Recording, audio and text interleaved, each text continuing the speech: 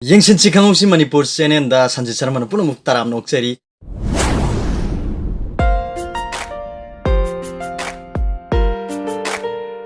Ngasi matam khara aina tek video si lecture ro matung aina ngasi mayam gidamuk puzari ba video si koige Micromax ki A110 haiba yam li ro mobile duni ko 2012 13 adai da launch tawkiba mage RAM si yam nemi RAM si koige 1GB yaude go koige 512 MB khaktani aduga my Android version su koigi ice cream sandwich saiduni Android version 4 adu yamna function si yamna lumba aduna sibu pairiba mapusina routing tawna ba haidana pibirakni mayam do je routing tawraga utchage masi PC gi khuthang da haidi computer gi khuthang da tawba routing duna te sumna mobile da dum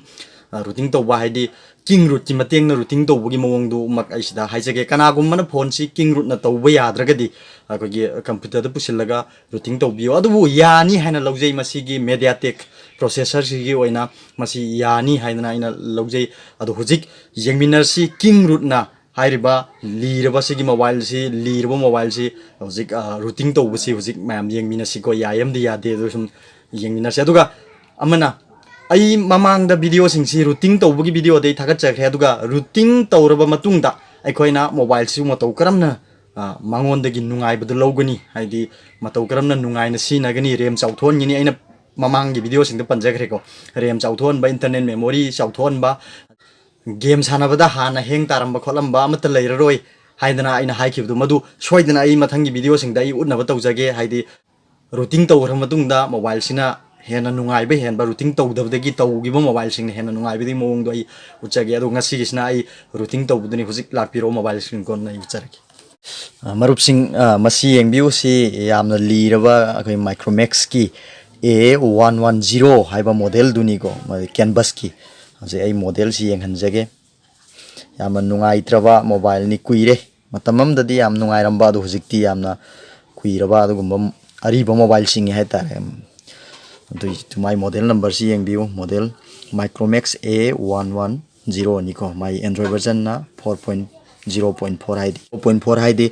ice cream sandwich ni ko my Android version si aduga Micromax A110 haibasi magi internet memory si suknagi 4GB khaktani aduga RAM na suknagi 512 MB khaktani 1GB phau yaude masi yam lirba device ne aduna yamna speed si yam nem ba dugumba device amani ko hairu policy function yang hanna bagi damak root tawsi haibani routing tawsi haibani aina video si utchari basi aduna hojik root checker sida hana check yengasi ko hairu mobile si root tawrabara tawdribara haibdo si verify root sida nambiro sida pire ko sorry this device does not have proper root access and IDs masi routing tawdri root magi routing process tawdri haibane hojik tawna na bagi damak ahan bada koige mamang da so in utchagiba king root haibdo happy gaton masi my processor si mediatek ni aduna king root na ayuji king root tu sida lauthadna yaodna leire ko ai de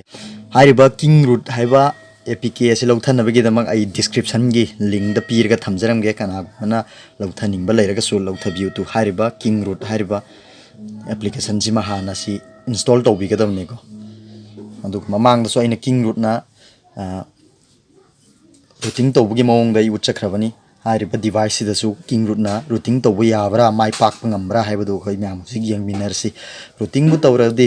magi internet memory pi iba RAM pi se sauthon bi yagani aduga sauthon na ba video du su ai ko na utcharake haidi routing tawro matungda matoukaramna magi RAM sauthon ni amadi magi internet memory sauthon ni haibana singbudo hai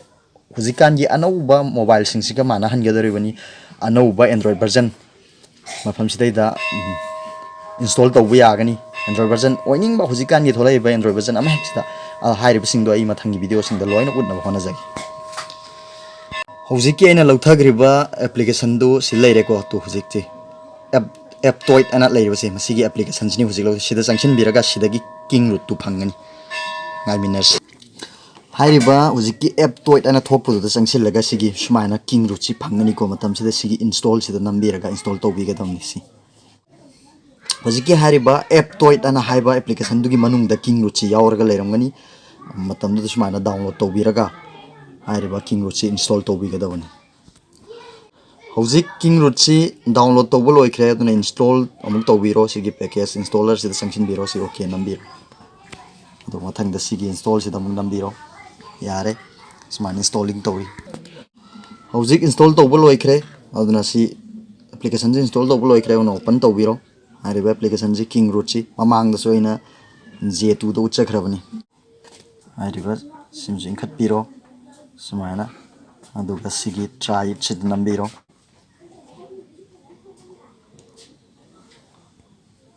हजिक मा checking तौरी को से King Root सिन हजिक checking तौरी हाइरिबा system के Android version सुसी द उत्तन लेरेको सि ऑप्टिमाइज नंबिरो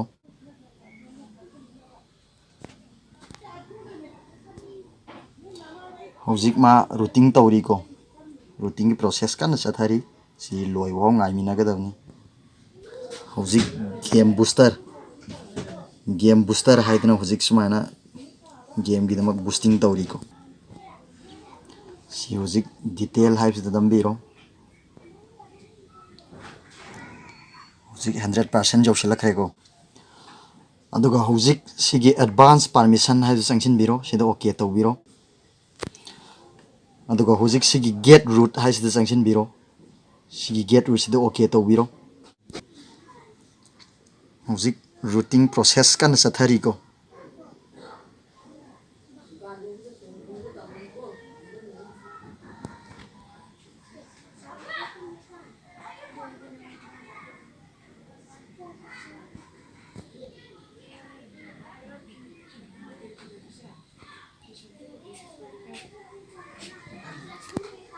मसी 100% जो होनबीगदबनी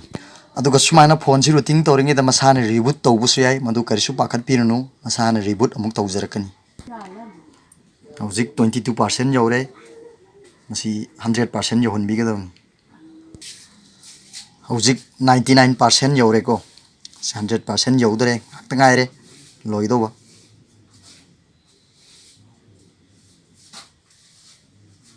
हजिक ओके तारे रूट से सक्सेसफुल लाइन तु उबिरेको हजिक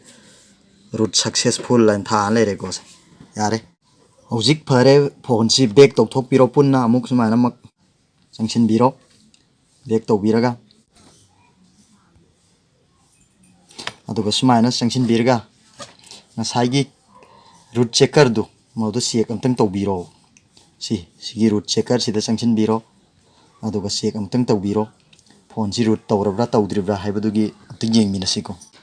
सुमायना रूट चेकर से चंगसिनबिरगा हजिक वेरीफाई रूट हाइसिदा अमतंग रूट सी ओइरब्रा ओइद्रिब्रा अमतंग चेक तौबिरो येंगबिरो हजिक मरुपसिंग जै सेंग होनजरके कंग्रेचुलेशंस सन थारेको से congratulations this device has root access सन सुमान लेसे सी ओके ओइरबनी सुमायना रूट तौबिरगा